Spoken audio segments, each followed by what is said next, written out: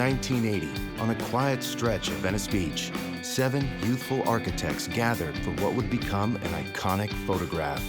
At the time, they were bold innovators, shaping a new architectural language rooted in Los Angeles, but destined for global impact.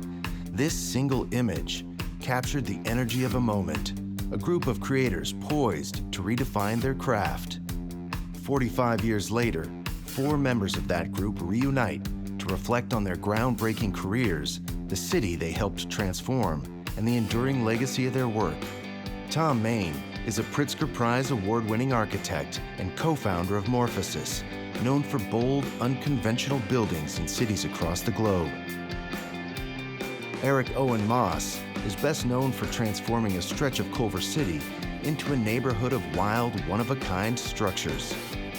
Craig Hodges is a designer who blends architecture with pop culture and technology, co-founding the influential firm Hodgetts & Fung. Frederick Fisher has created many beloved spaces for museums, schools, and artists that feel welcoming and serene.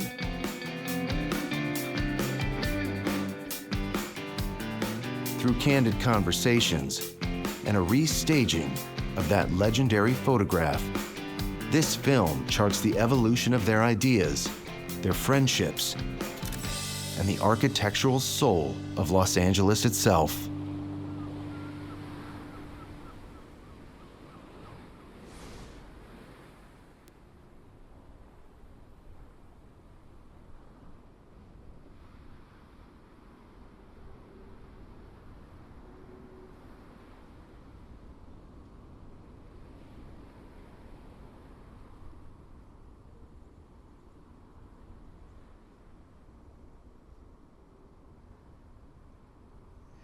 Frank had a very, very successful practice with a huge studio this kind of size in Santa Monica on Colorado Boulevard. And it was full of Larry Bell sculptures and very high art.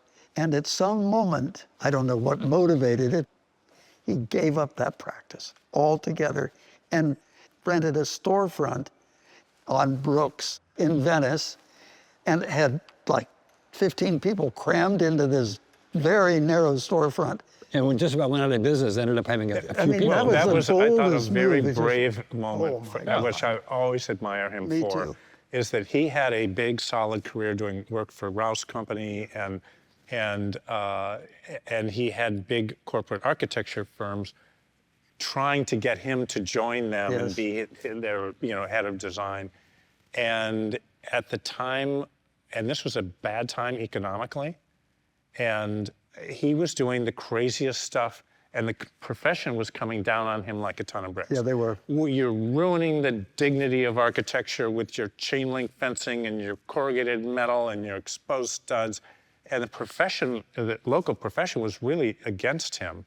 And there was no work out there, and he was doing work, most of which didn't get built. And I've always admired that integrity and bravery of saying, this is what I want to do. I don't care about the implications, and he did it. But he wasn't accepted. Ray wouldn't let him in the club. Yeah. Ray wouldn't let him in the club? Well, Ray Cappy wouldn't let him in the club. And that actually, I've joked with Frank about this, because he's still like this with it. I'm going, but Frank, that formed you, because he started hanging out with the artists. Yeah. And so all the characters he mentioned in Venice, he was hanging out with. Well, and genuinely so. He was designing exhibits at LACMA for Billy Al, and that was what struck me as a student at UCLA. They had the white, gray, silver conference. That's right. Remember that? That's right. And Frank was showing the Ron Davis house and a Ron Davis painting. And when he was done with that, I was like, this is the only guy I want to work for. He understands art, he's committed, he's interested in art. And I remember being whispered, actually, Frank whispered in my ear saying, because I was struggling getting the work I wanted to get work in the city, much less this country. And he said, Tom, don't worry about it. It'll be the first work you'll get that's serious will be out of the country. And Frank got it totally. In fact, that'd be a complete, I wish he was here, because Frank, and that's where Frank and Cappy, they're the same age, right? Completely split. And Cappy didn't get that. And Frank, just like this, got it. He is an incredibly unusual character that's able to negotiate the real world and put his ear down and listen to it. in a way, and make a connection, which is the essence of architecture as an art form, is to make that leap between the outside world and your own internal interests, which doesn't happen in writing or poetry or painting. That he's made that world, and I think for me, if I just can, it's an adversary for me in so many ways. The outside world. For me, and I've never been able to negotiate that. And I think there's testimony to that. It has its assets and it has. There's probably no argument about that. No, I mean, but the difference is, and maybe that's an interesting kind of differentiation, chair by chair. And Frank, as I understand it, has made that world an ally. There's an alliance, so that it's not me against you, or what I see or feel or think, as opposed to what you advocate. And somehow he's put those things together so that as an adversary, it turns into an alliance. And I think Tom is right. It is an art form of its own, and maybe you could say quite apart from the content. But then if you look at the content and you look at the amalgamation of what ought to be adversaries, and they turn out to be pals. Somebody will write an article someday on him as an American architect.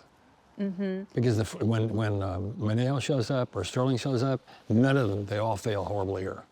Because this is a very unique place. This is a very anti-art, very uninterested climate in this whole country to get clients to understand what you're doing. And Frank is a genius at that. He understood that, and somehow he has that ability to live in those two worlds.